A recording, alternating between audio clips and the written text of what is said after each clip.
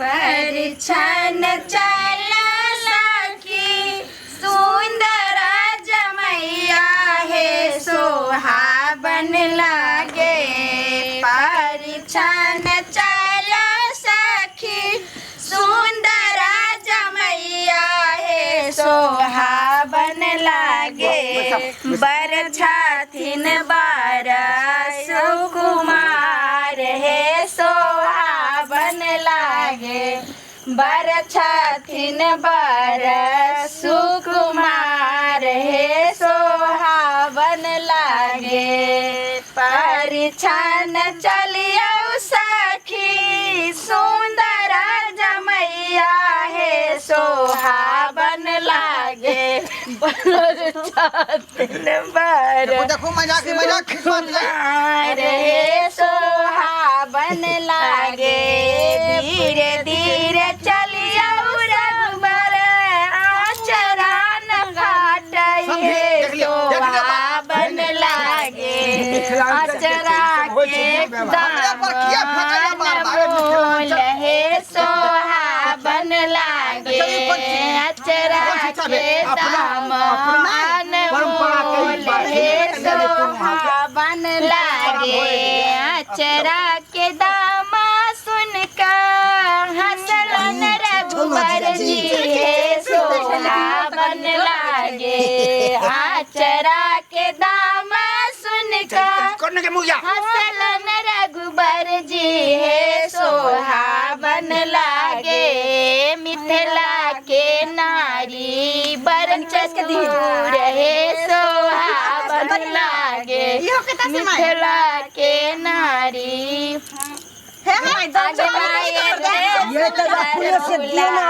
के काजरो नहीं आगे माए ते सुंदर दूल्हा के काजरो नहीं अगर बहिनी छिनारिया के लूरियो नहीं आगे माए बहिनी छिनारिया के लूरियो नहीं आगे माए अड्डा बारी अनन चंदन बट्टा भरी पान आगे माए आलू नाची नारिक बेटा किए ले मैदान आगे माए बट्टा भरी अनन चंद बट्टा भरी पान आगे माई बोलू नाची नारिक आगे माई कानी गो के अपन सासू बार गो जमाई आगे माई कानी गो जे अपन सासू बार गो जमाई आगे माई जुई जायो पाहुना से दैया कानी जुई जायो पाहुना गाल से दैया आगे माई कानी गो गे अपन सासू बड़ा गो जमा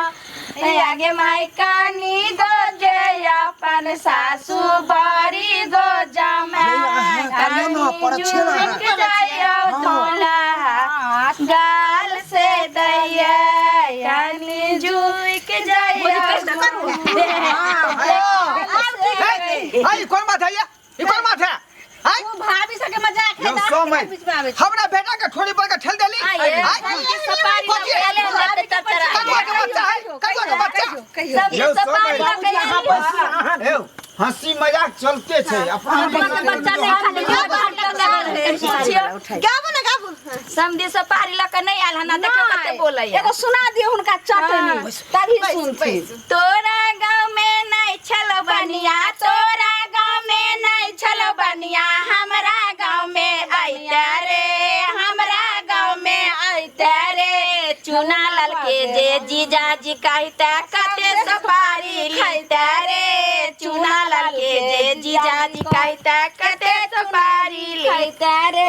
तोरा गांव में नहीं छलो बनिया तोरा गांव में नहीं छलो बनिया हमरा गांव में बनिया रे हमरा गांव में आइता रे हमर बाबूजी के सुपारी खाइता रे हमर बाबूजी के पापा कहता कते सुपारी के मुंह चीर के हंसो हां हंसो जोर से हंसो भगले पहचान भगला गाड़ी न दै छी सोपारी मांगै छी समधी गाड़ी न दै छी सोपारी मांगै छी हमर दादा कुमार हमें दादी मांगै छी हमर दादा कुमार हमें समधी गाड़ी न दै छी मजाक करै छी समधी गाड़ी न दै छी मजाक करै छी हमर भैया कुमार हमें बहिन मांगै छी हमर भैया कुमार सब बहिन मांगै छी सब मंगाया जींस वाला ई धोतिया काहे आया रे हम मंगाया जींस वाला ई धोतिया काहे आया रे मार वाले ले जट्टे जुत्ते चुनापुर गांव घिनाया रे मार ताले जुत्ते जुत्ते चुनापुर गांव घिनाया रे मोछ वाला काहे आया रे वाला काहे आया रे मार साले हो जुत्ते जुत्ते चुनापुर गांव घिनाया रे यहाँ लागे छिए हम सार बहिनो समझी चल भगले ना भगले आया त बैठ अगर हंसबो ने करे चाहा त केन मुंह में दुल्हा जेना मुंह में लड्डू तड्डू है माला होते ने चल चल चल चल चल बढ़िया के लगावे ना चल चल चल चल समय अब मुहूर्त